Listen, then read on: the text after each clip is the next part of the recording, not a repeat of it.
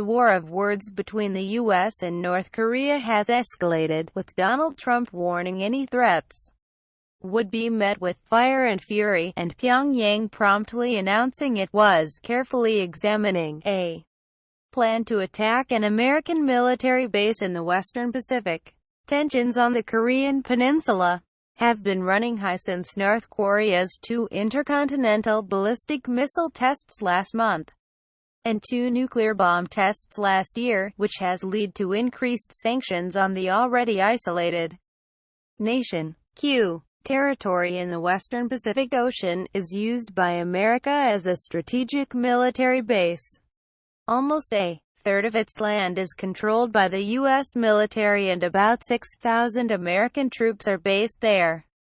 The island's location, within range of North Korean medium and long-range missiles, and military significance to the U.S. make it a logical target for Pyongyang. As recently as Monday, 2 U.S. Air Force B-1B bombers flew from Guam to join their counterparts from South Korea and Japan for a mission over the Korean peninsula, about 2,100 miles away. Read more. Was this helpful?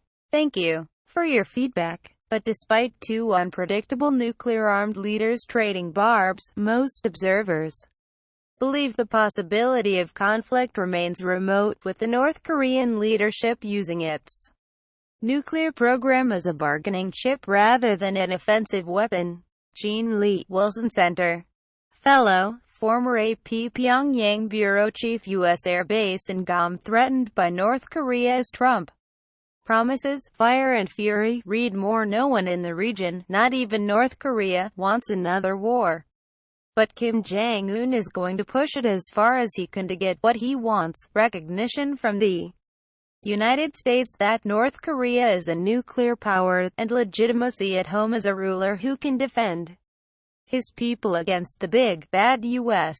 In some ways, Trump's threats play into the North Korean calculus. Kim Jong-un wants his people to believe that the United States continues to threaten the very existence of North Korea.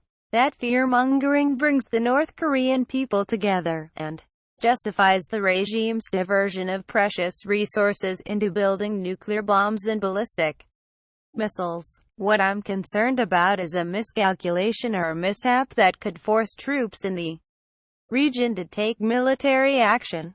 Remember, we had a military confrontation between South Korea and North Korea at a frontline Korean island in 2010 that killed several South Korean civilians. And, with test launches of ballistic missiles straying into Japanese territorial waters, Japan may feel forced to act.